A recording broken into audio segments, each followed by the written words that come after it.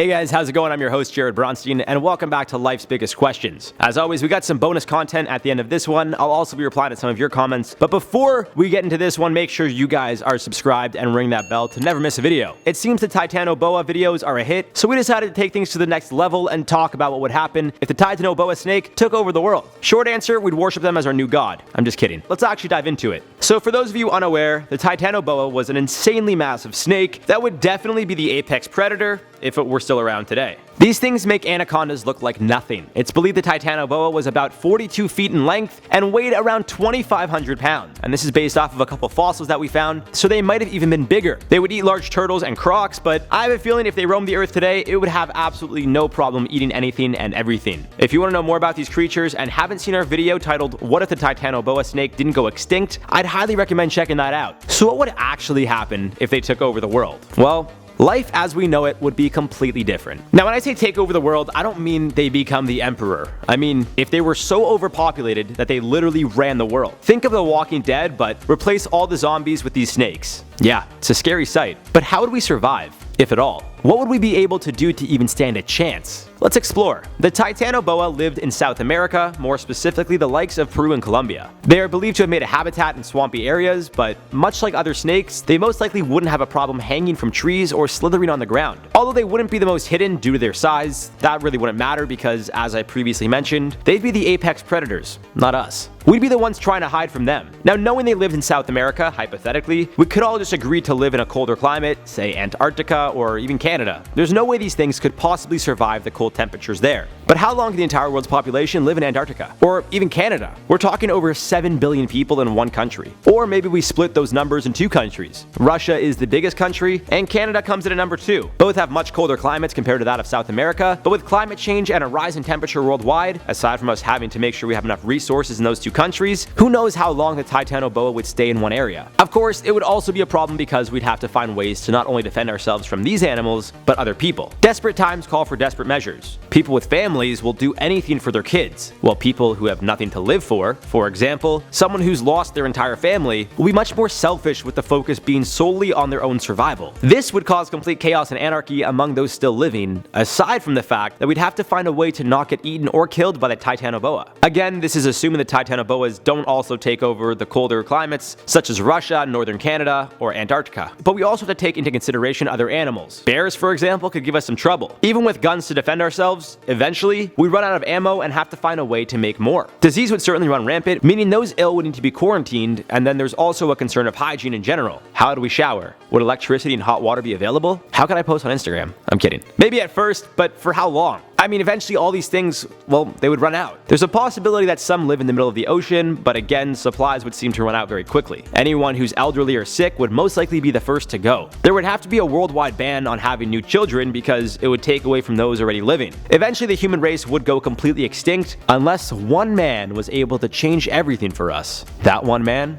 Elon Musk. If he was able to continuously fly people from Earth to Mars, and we were able to inhabit a new planet, then maybe, just maybe, we'd be able to find a way to survive the Titanoboa taking over the world. Alright, maybe that's a bit of a stretch. In reality, it seems the Titanoboa would set humans back thousands of years. We'd have to start living like cavemen again, making our own weapons and hunting for food, finding ways to stay warm. It really would be quite disastrous. I don't know if the entire human race would in fact be wiped out altogether, but a large majority of us would definitely go. As Darwin said, it's not the strongest or smartest who survive, but those who can adapt the most. In this case, those who could find a way to adapt to living with these slithering monsters taking over our planet would be the ones that would live the longest. But again, even if I was able to outlive most, would I really want to bring someone else into this world? Probably not. Now that's just me. Assuming a new society of people that survived after most humans died off wanted to continue reproducing, which would be fine. I mean, not really, but anyway. What could possibly happen to them? Well, with rising temperatures, the Titanoboa would eventually be comfortable moving up north, to the point that they literally would be in all parts of the world, except maybe the middle of the ocean.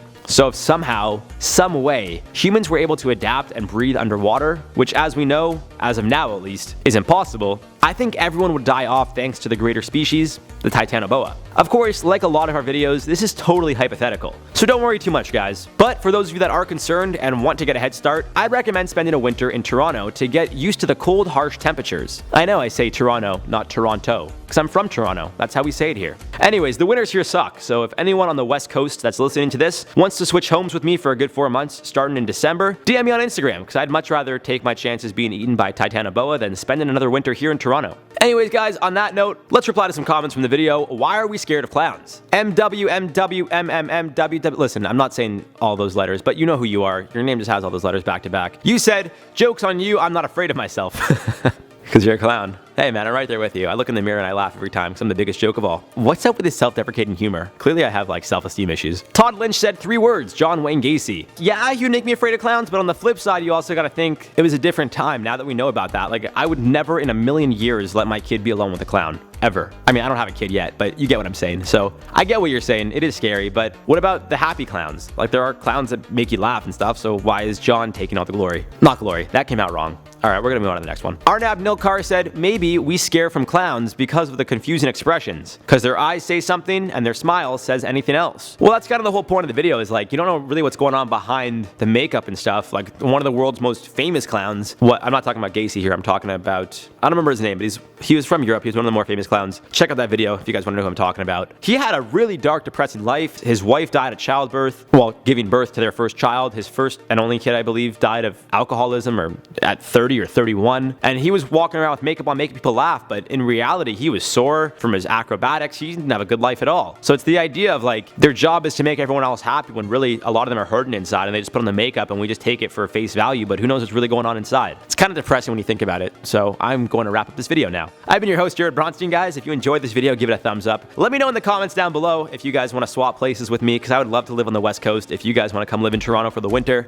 I am over it. Been doing it like 25 years and it's a no-go anymore. But I want to know how you guys would survive if the Titanoboa took over the world. I've been your host, Jared Bronstein, as I said before. Make sure you guys give the video a thumbs up, subscribe, click that bell. You've been watching, or I guess listening, to LBQ, and we'll see you guys next time. But how long could the entire world's population live in Antarctica?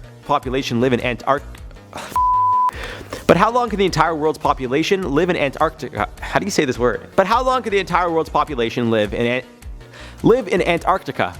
Is that how you say it? Antarctica? Antarctica.